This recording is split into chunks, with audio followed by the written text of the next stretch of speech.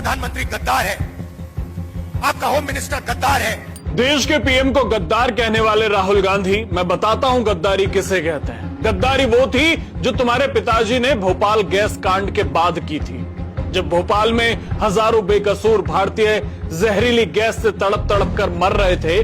तब तुम्हारी कांग्रेस सरकार ने मुख्य आरोपी वॉरेन एंडरसन को सरकारी विमान में बैठाकर भारत से सुरक्षित भगा दिया था। इसे कहते हैं जनता के खून के साथ गद्दारी।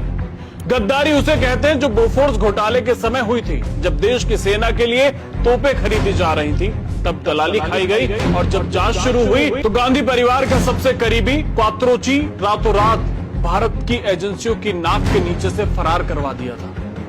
गद्दारी वो थी जो साल 1974 में तुम्हारी दादी ने कच्चा थीवू द्वीप के साथ की थी।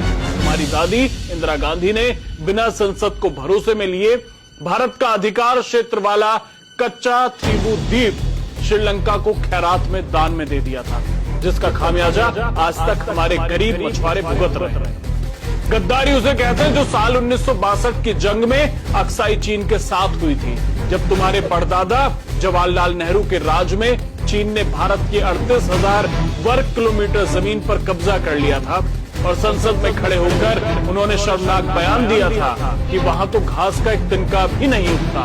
देश की सरजमी को बंजर बताकर दुश्मनों के आगे घुटने टेक देना ही असली गद्दारी थी। तो राहुल गांधी जो परिवार और जो पार्टी खुद गद्दारी के इतिहास पर बैठी है, वो आज 140 करोड़ भारतीयों के चुने हुए प्रधानमंत्री को गद्दार कह रही है।